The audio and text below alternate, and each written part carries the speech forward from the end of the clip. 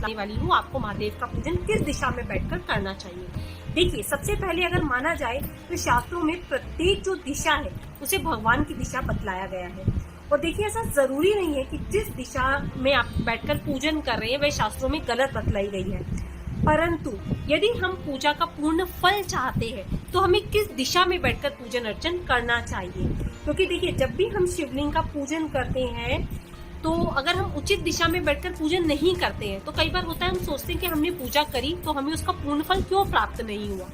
परंतु जब आप मंदिर में अकेले पूजन कर रहे हैं या अनुष्ठान कर रहे हैं या मंदिर में ज्यादा भीड़ नहीं है, तब आपको दिशा का ज्ञान होना बहुत ज्यादा जरूरी है। और यदि देखिए आप शिवरात्रि के अवसर पर मंदिर में गए हैं या सावन में इतनी ज्यादा मंदिरों में भीड़ होती है कि दिशा हमें पता ही नहीं होती है, तब आप पूजन कर रहे हैं, कोई बात नहीं, आपको पूजा का पूर्ण फल मिलेगा। ऐसा कहीं नहीं लिखा है कि आपने किसी गलत दिशा में अगर खड़े होकर जल चढ़ाया या पूजा करिए तो उसका पूर्ण फल आपको नहीं मिलेगा। परंतु यदि मंदिर में भीड़ नहीं है, आप स्वयं हैं, अकेले पूजन कर रहे हैं, तो आपको ध्यान रखना चाहिए किस तरह से पूजन अर्चन करना है। तो चलिए अब मैं आपको शिव महापुराण के माध्यम से बतलाने वाली हूँ कि शिव महापुराण में क्या लिखा हुआ है, किस तरह से भगवान का पूजन अर्चन करना चाहिए। तो देखिए, शिव महापुराण है, ये जो शिव महापुराण है, कुछ लोग मुझसे पूछ भी रहे थे दीदी कौन सी वाली लेनी चाहिए, तो गीता प्रेस की गोरखपुर की जो शिव महापुराण है ये आप खरीद सकते हैं। तो चलिए अब जानते हैं कि शिव महापुराण के अनुसार किस दिशा में बैठकर भोलेनाथ का पूजन करना चाहिए, शिवलिंग का अभिषेक करना चाहिए। तो देखिए, यहाँ पे सबसे पहले मैं आपको पृष्ठ वही वाला दिखा रही हूँ। अगर आपके पास भी शिव महापुराण है तो देखिए, शिव महापुराण में जो विश्वेश्वर संहिता है, ठीक है, उसके अंतर्गत वर्णन किया गया है शिव पूजन पवित्र भाव से सदा उत्तराभिमुख होकर ही करना उचित है, जहाँ शिवलिंग स्थापित हो, जहाँ पर क्योंकि शिवलिंग की स्थापना की गई हो।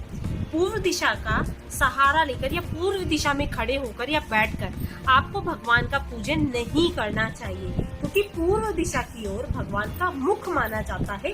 इसीलिए पूर्व की ओर पीठ करके आपको देखिए जल भी नहीं चढ़ाना चाहिए और पूजन अर्चन नहीं करना चाहिए, क्योंकि देखिए कोई भी भक्त ये नहीं चाहेगा कि वे भगवान का जहाँ पर मुख है उस तरफ पीठ करके चढ़ाए और पाप का भागी बने। तो अब आगे बढ़ते हैं। देखिए, क्योंकि उनका पूर्व दिशा से आगमन भी माना जाता है, यानी कि प्रवेश द्वार भी माना जाता है, तो उसमें रुकावट आती है।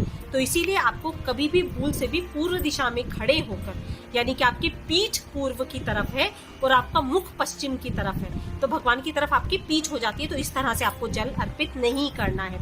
और शिवलिंग से उत्तर दिशा में भी आपको जल नहीं चढ़ाना चाहिए, पूजन नहीं करना चाहिए, क्योंकि उधर जो उत्तर दिशा है वहां पे शंकर जी का वामांग माना जाता है और देवी शक्ति स्वरूपा माता पार्वती का स्थान माना जाता है। तो माता पार्वती के स्थान पर बैठकर भी आपको पूजन अर्चन नहीं करना चाहिए। और मैं शिवलिंग के अनुसार भी आपको बताऊंगी कि किस दिशा में कौन सा भाग होता है। अब इसके बाद जो शिव महापुराण में वर्णन किया गया है, पूजन कर्ता को शिवलिंग से पश्चिम दिशा में भी नहीं बैठना चाहिए, क्योंकि वहां पे आराध्य देव का पृष्ठ भाग यानी कि उनकी पीछे की ओर से पूजन करना उचित नहीं माना जाता। क्योंकि देखिए, कहा जाता है जो भगवान का पश्चिम का जो हिस्सा है वहां पर उनकी पीठ होती है, ठीक है, पूर्व में मुख है तो पश्चिम में पीठ होगी। तो जब आप पश्चिम की तरफ मुख करके जल चढ़ाते हैं तो उनकी पीठ का हिस्सा माना जाता है। पीठ के हिस्से से कभी भी भगवान का पूजन अर्चन नहीं किया जाता, क्योंकि पीठ से ही कहा जाता है अधर्म की उत्पत्ति होती है। तो पाप का भागी नहीं बनना चाहिए, आपको पश्चिम दिशा से भी जल अर्पित नहीं करना चाहिए, पूजन नहीं करना चाहिए। अब शास्त्रों में जो सर्वश्रेष्ठ दिशा बतलाई गई है वो यह दिशा बतलाई गई है कि शिवलिंग से दक्षिण जो दिशा में उत्तराभिमुख होकर बैठकर आपको पूजन करना चाहिए। सर्वश्रेष्ठ दिशा बतलाई गई है वो यह दिशा बतलाई गई है कि शिवलिंग से दक्षिण जो दिशा में उत्तराभिमुख होकर बैठकर आपको पूजन करना चाहिए, ठीक है। तो जो शुभ दिशा बतलाई गई है वो उत्तर की दिशा बतलाई गई है। अब मैं आपको शिवलिंग के अनुसार समझा देती हूँ कि आपको किस तरह से पूजन करना है। तो ये तो थी शिव महापुराण की बात, मैंने आपको शिव महापुराण से इसीलिए बतलाया है कि आप कहीं भी कंफ्यूज ना हो कि दीदी ऐसा नहीं, हमने तो ऐसा सुना हुआ है। तो यहाँ पर मेरा शिवलिंग है ये, तो मैं शिवलिंग के अनुसार देखिए आपको बतला देती हूँ शिवलिंग पर किस तरह से पूजा करनी चाहिए, क्या व्यवस्था होनी चाहिए। वो भी अगर आप मुझे बोलोगे तो मैं कमेंट बॉक्स में आप मुझे कमेंट करके बताइएगा तो मैं आपके साथ वो भी शेयर करूंगी कि शिवलिंग की सेवा किस तरह से की जाती है यदि घर में है तो। अभी आप स्वयं देखिए, ठीक है। अगर आपके घर में भी नंदी जी हैं तो इस भाग में नंदी जी रहते हैं। यहाँ पर मेरे पास 2 शिवलिंग है और कुछ लोगों ने मुझसे पूछा था 2 शिवलिंग घर में रख सकते हैं, तो आप 2 शिवलिंग घर में रख सकते हैं, कोई मनाही नहीं होती है, ठीक है। तो ये शिवलिंग का भाग है। ये जो स्थान है इसे उत्तर भाग कहा जाता है, यानी कि माता पार्वती का ये स्थान होता है ये पूरा। तो यदि आप पूजन कर रहे हैं तो शिवलिंग के सामने बैठकर, यानी कि यहाँ पर बैठकर भी पूजन नहीं किया जाएगा, ठीक है। इस भाग से भी पूजन नहीं किया जाएगा क्योंकि यहाँ से भगवान का मुख बतलाया गया है। तो जब आप जल चढ़ाते हैं तो आपकी पीठ भगवान की तरफ हो जाती है, वो गलत है, ठीक है। पश्चिम भाग में भी भगवान का पीठ बतलाई गई है, तो यदि आप जल चढ़ाते हैं तो वो पीठ का भाग हो जाता है। तो अब सही दिशा कौन सी होती है?